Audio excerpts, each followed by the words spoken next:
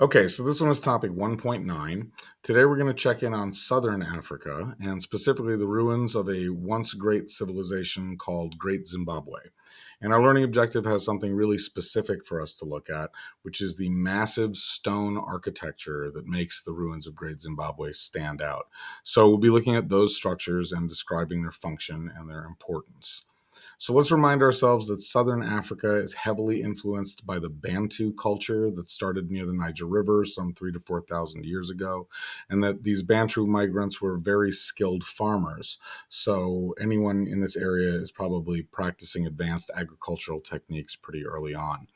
Much like the spread of Bantu culture affected southern Africa, we've also seen the rapid growth and spread of an Arab Muslim language and culture zone in Asia and North Africa.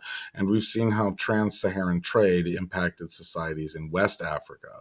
But Muslim traders were also actively trading with East Africa by sea, sailing down the coast at the edge of the Indian Ocean. In fact, it's the Arabic word for coast that gives this region its name, Swahili. Swahili is a syncretic language and culture that comes from the blending of Arab, Muslim, and Bantu words, customs, and values. It emerged on the East African coast where commercial relations between Africa and Asia were most active. The people of the Swahili coast mostly traded with Arab, Persian, and Indian merchants, but in the 1400s they were visited by the Chinese, who had come from much farther away. But the Chinese didn't want trade, they wanted a trophy, something to commemorate their long journey across the sea. And they found a good one, a giraffe, immortalized in this imperial Chinese painting. Now, giraffes only live naturally in a few places, and they're all in Africa.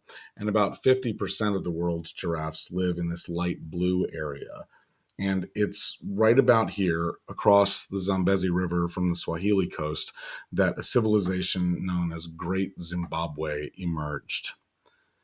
This land and this history belong to the Shona people, the indigenous inhabitants of Zimbabwe. Their ancestors built wealth and power through trade, especially in gold and ivory, luxury items rare in Asia, and cattle, which could not be raised throughout much of Central Africa. The giraffe, of course, was a gift. Great Zimbabwe grew into a city of some 10,000 people, but its most prominent buildings were inhabited by a few hundred elite members of the upper classes. The remains of this monumental stone architecture can only hint at the might and power of what once stood here. Its most prominent feature is the Great Enclosure, which was likely used to house administrative offices or military headquarters. In any case, those thick stone walls would have offered a strong defense against any military aggression. There's also a building in these ruins that is believed to be a granary. A granary is a storage silo for extra grain.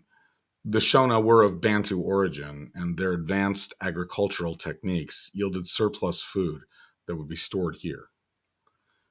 Even in the absence of written records, it is plain to see that a powerful and prominent civilization existed here, one which impacted world trade and made tremendous achievements in agriculture and defensive architecture.